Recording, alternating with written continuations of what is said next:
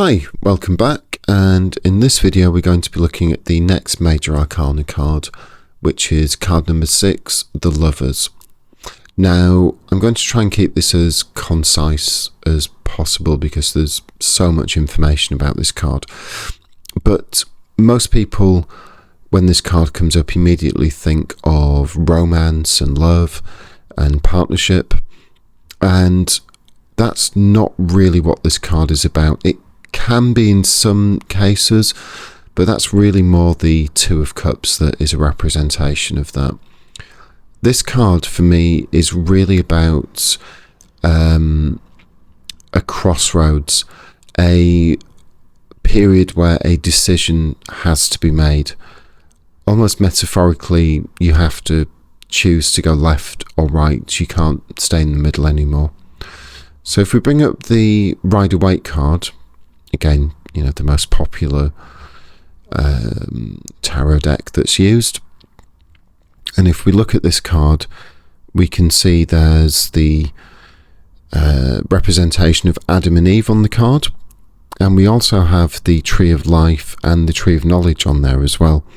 Now, interestingly, on the older tarot cards, so pre-Rider-Waite, the Lovers would actually be two women, and there would be a male character in the middle of them. So that's almost, again, sort of clearly showing the representation of having to make that choice.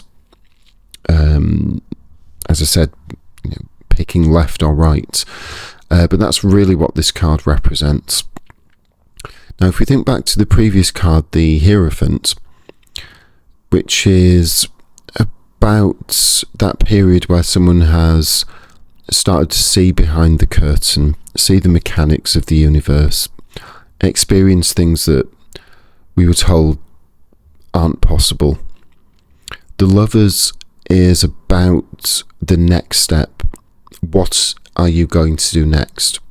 Do you stop? Do you continue?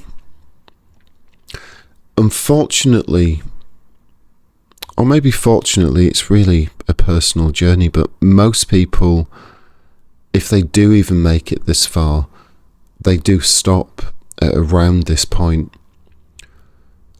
because the decisions that you have to now make will have massive implications on the rest of your life. If you think about most people in society, particularly in Western societies now, it's a very fast culture. It's very it's very based around temporary things that will bring immediate satisfaction, immediate pleasure, but it doesn't really bring any nourishment to the soul, to the journey, to the experience of life. But that's kind of what we're trapped in, and that's where that decision has to be made. Do we stick with the things that we are told that we need, told that we want, the traditional experience of a corporate job, and you climb up the ladder and you work for 50 years and then get a gold watch at the end, and then you retire, go fishing and die? Or, you know, striving to have, you know, a house and a nice car with 2.5 children, and you have a set routine Monday to Friday, and then you have a set routine on the weekend, but you never really push past any of those surface things. And that's the really hard decision that anybody on this journey has to make, that I've had to make. I did work in a corporate job for many years, and I hated it. It made me ill at times. I couldn't face another meeting about something that I just had no interest in. I would daydream all day. I was distracted. I'd look out the window. I wasn't listening. I was not a good employee at all. And I had to make that choice. Do I push myself into this experience, into magic, into my true journey, my true self? And I made the decision to do that, and it cost me a lot. Financially, friendships, family, relationships even.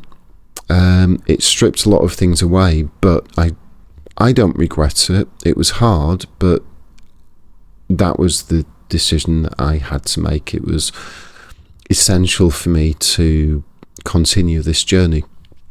But most people will stop, and I will never criticize them, because it's a very hard decision to make. But I do remember being told a lot of times that certain things are impossible. You can't do this, you can't do that.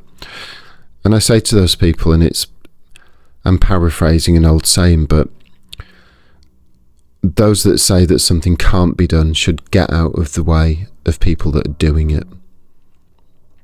And that's a very important saying to me, and I hopefully think to a lot of other people as well, that when people say something isn't possible,